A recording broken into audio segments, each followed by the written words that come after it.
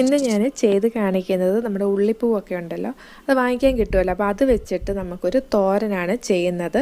നമുക്ക് വളരെ പെട്ടെന്ന് ചെയ്തെടുക്കാൻ പറ്റും. അതേ കൂട്ട് തന്നെ നല്ല ടേസ്റ്റി ആയിട്ടുള്ളൊരു തോരനാണ്. അപ്പോൾ ഇതെങ്ങനെ ചെയ്യാമെന്ന് നോക്കാം.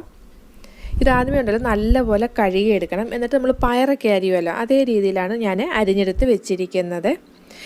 അരിഞ്ഞിട്ട് പിന്നെ കഴുകരുത് കേട്ടോ. ആദ്യമേ നല്ലപോലെ കഴുകിയിട്ട് വേണം ഇതേ രീതിയിൽ അരിഞ്ഞു വെക്കാൻ.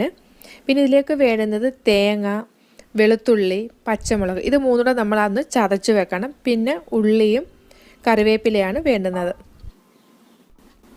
ഇനി ഒരു പാൻ വെച്ചിട്ട് അതിലേക്ക് എണ്ണ ഒഴിച്ച് കൊടുക്കുവാണ്. നമ്മൾ സാധാ തോരൻ വെക്കുന്ന രീതിയിൽ തന്നെ കേട്ടോ ചെയ്യേണ്ടത്. അതിലേക്ക് ആദ്യം കുറച്ച് കടുക് ഇട്ട് കൊടുക്കുന്നു. പിന്നെ 2 വറ്റൽമുളകും കുറച്ച് കറിവേപ്പിലയും ഇട്ട് കൊടുക്കണം. അപ്പം ഞാൻ ചതയ്ക്കുന്നതിൻ്റെ ഒരു കൂട്ട് പറഞ്ഞല്ലോ, തേങ്ങയും വെളുത്തുള്ളിയും പച്ചമുളകും. പച്ചമുളക് ഇപ്പോൾ ഞാൻ 2 എണ്ണം എടുത്തിരിക്കുന്നത്. നിങ്ങൾക്ക് എരിവൊക്കെ വേണ്ടുന്നവരാണെങ്കിൽ 3 എണ്ണം വരെ